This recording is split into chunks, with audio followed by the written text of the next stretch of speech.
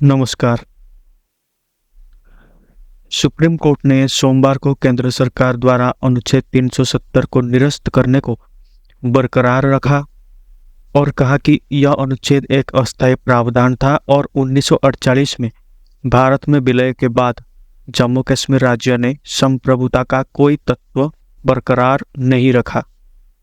हालांकि अदालत ने कहा कि केंद्र ने अपनी शक्ति से परे जम्मू कश्मीर में कानूनों में संशोधन किया है। सुप्रीम कोर्ट ने चुनाव आयोग को 30 सितंबर 2024 तक जम्मू कश्मीर में चुनाव कराने का निर्देश दिया है। इसमें कहा गया, जम्मू कश्मीर को राज्य की दर्जा जल्द से जल्द मिलनी चाहिए। सुप्रीम कोर्ट का पूरा जो वर्डिक्ट आया है 370 को लेकर, उससे हम 10 पॉइंट्स में जानते हैं। सुप्रीम कोर्ट की 5 सदस्यीय संविधान पीठ ने कहा कि जम्मू कश्मीर का विशेष दर्जा खत्म करने का राष्ट्रपति का 2019 का आदेश वैध था, अवैध नहीं। मुख्य न्यायाधीश DY चंद्रचूड़ की अध्यक्षता वाली पीठ ने अनुच्छेद 370 को निरस्त करने को चुनौती देने वाली याचिकाओं पर सर्वसम्मति से फैसला सुनाया। सुप्रीम कोर्ट ने कहा कि अनुच्छेद 370 असममित संघवाद की विशेषता थी। कोर्ट ने चुनाव आयोग को 30 सितंबर 2024 तक जम्मू कश्मीर में चुनाव कराने का निर्देश दिया। SC ने कहा, जम्मू कश्मीर को राज्य की दर्जा जल्द से जल्द मिलनी चाहिए। इसने केंद्र शासित प्रदेश के रूप में लद्दाख के पुनर्गठन को बरकरार रखा क्योंकि अनुच्छेद 3 इसकी अनुमति देता है।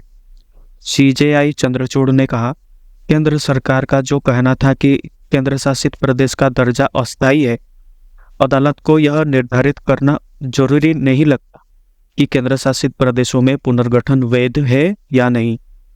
केंद्र शासित प्रदेश के रूप में लद्दाख के पुनर्गठन को बरकरार रखा गया है। CJI चंद्रचूड़ ने कहा कि जम्मू कश्मीर संविधान सभा का उद्देश्य एक अस्थायी संस्था था। उन्होंने कहा कि पीठ ने माना कि राज्य में युद्ध की स्थिति के कारण अनुच्छेद 370 एक अस्थायी प्रावधान था। CJI ने कहा, इसके बारे में पढ़ने से यह भी संकेत मिलता है कि अनुच्छेद 370 एक अस्थायी प्रावधान था। CJI चंद्रचूड़ ने यह भी कहा कि अनुच्छेद 370 एक के प्रयोग से पता चलता है कि 1948 से राज्य का संघ के साथ क्रमिक एकीकरण हुआ है। CJI चंद्रचूड़ ने कहा, हम मानते हैं कि अनुच्छेद 370 को निरस्त करने की अधिसूचना जारी करने की राष्ट्रपति की शक्ति का प्रभाव कायम है। बेंच ने माना कि जम्मू कश्मीर के पास अन्य राज्यों से अलग आंतरिक संप्रभुता नहीं है। इसमें कहा गया है कि याचिकाकर्ताओं का यह तर्क स्वीकार नहीं किया गया कि केंद्र सरकार राष्ट्रपति शासन के दौरान राज्य में अपरिवर्तनीय परिणामों वाली कार्रवाई नहीं कर सकती।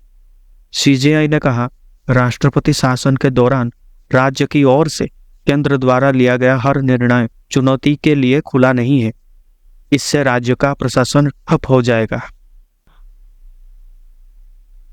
हम आपको यह बता दें कि 5 अगस्त 2019 को प्रधानमंत्री नरेंद्र मोदी के नेतृत्व में केंद्र ने राष्ट्रपति के आदेश के माध्यम से जम्मू और कश्मीर की विशेष स्थिति अनुच्छेद 370 को रद्द करने का निर्णय लिया। इस कदम के बाद जम्मू और कश्मीर राज्य को 2 अलग अलग केंद्र शासित प्रदेशों जम्मू और कश्मीर और लद्दाख के रूप में विभाजित करने का प्रस्ताव आया।